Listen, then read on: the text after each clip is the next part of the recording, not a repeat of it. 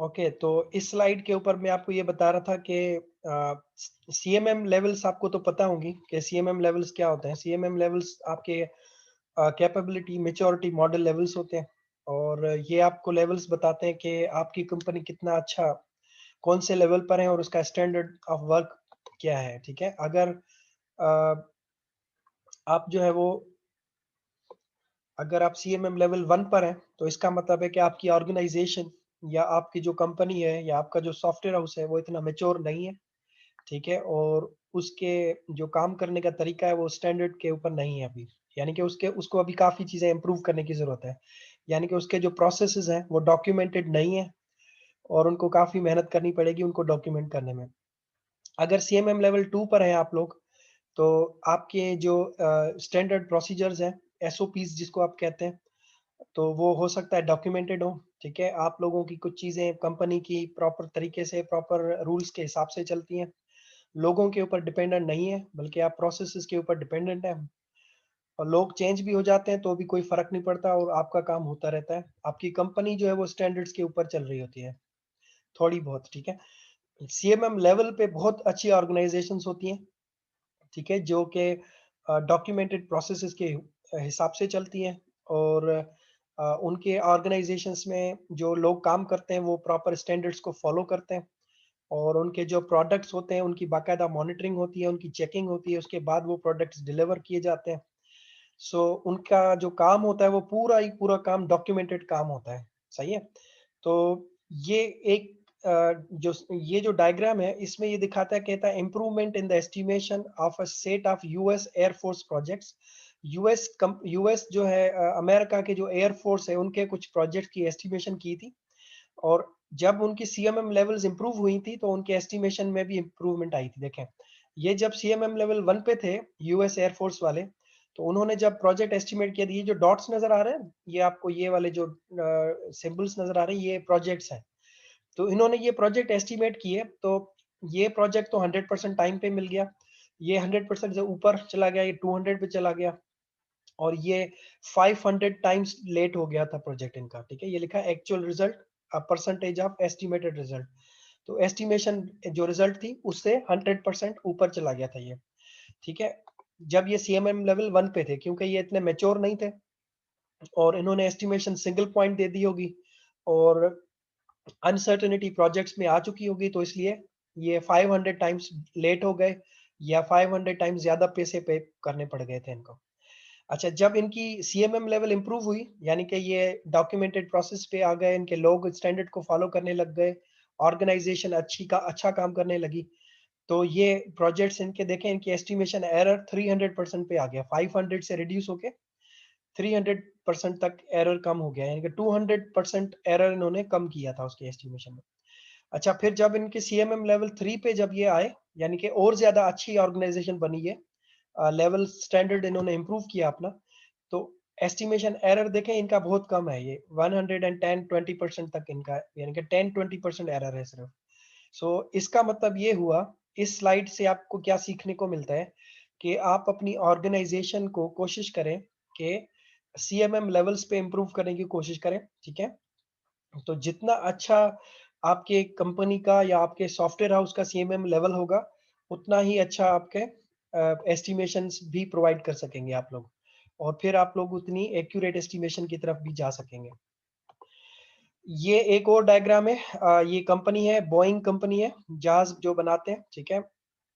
और US air force वालों के लिए ही, और इन्होंने जो है वो इन्होंने एस्टिमेशन एरर किया था, देखें जब ये सीएमएम लेवल 1 पे थे, तो -150% एरर किया था प्रोजेक्ट की एस्टिमेशन में। माइनस का मतलब होता है कि आपने कम पैसे बता दिए या थोड़ा टाइम बता दिया, जितना टाइम रिक्वायर्ड था उतना नहीं बता सके आप लोग।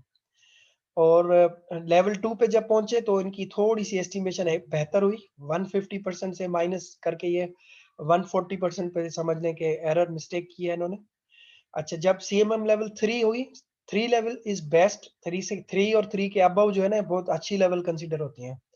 तो इसमें एरर परसेंटेज देखें कितना कम हो गया, मे बी इनका 30-40% एरर मिस्टेक होगी और लेवल 4 और लेवल 5 पे तो और ज़्यादा एक्यूरेसी आ जाती है आपकी एस्टिमेशंस में।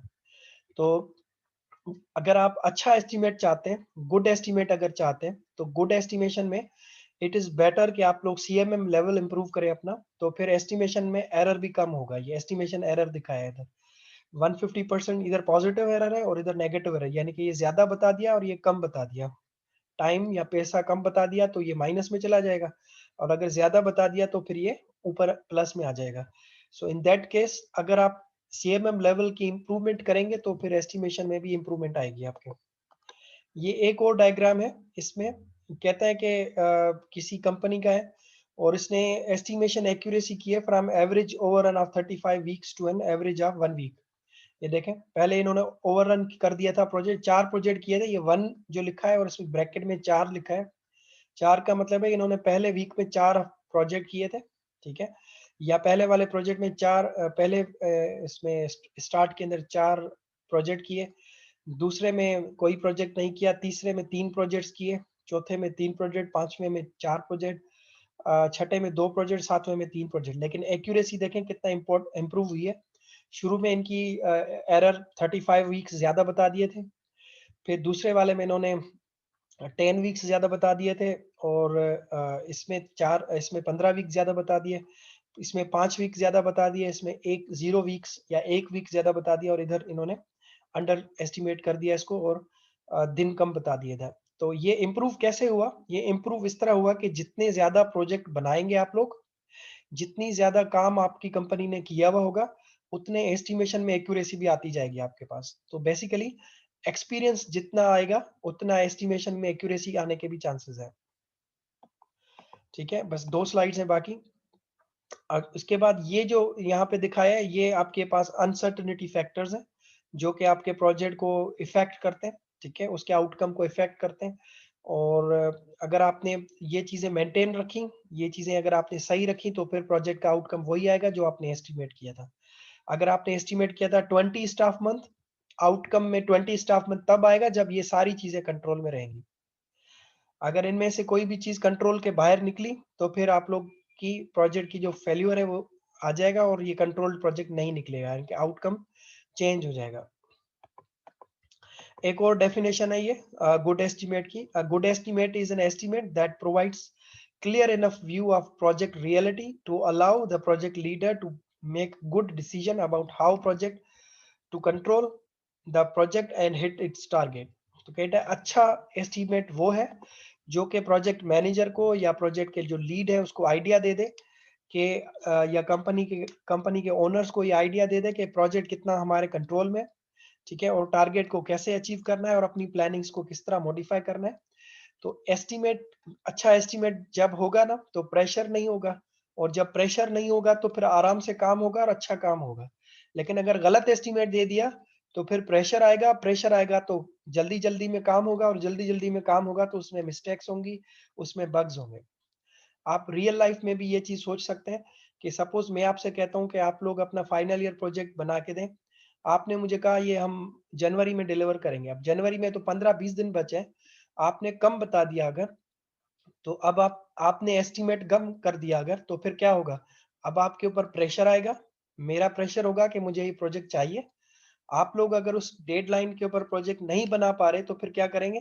फिर आप जल्दी-जल्दी वाला काम करेंगे, इधर-उधर से कॉपी पेस्ट मारेंगे और फिर आप लोग उसमें बग्स और एरर्स ही डालेंगे, और जब आप डिलीवर करेंगे प्रोजेक्ट, तो वो प्रोजेक्ट हो सकता है मुझे एक्सेप्टेबल हो सकता है वो प्रोजेक्ट मुझे नॉट एक्सेप्टेबल हो। ठीक है? तो जल्दी वाला काम सही नहीं है। तो बेहतर ये है कि अच्छा एस्टीमेट और प्रॉपर एस्टीमेट करना चाहिए, ताकि सही एस्टीमेट से सही रिजल्ट मिलते हैं आपको। So that's it. ये यहाँ पे इस चीज़ को खत्म करते हैं।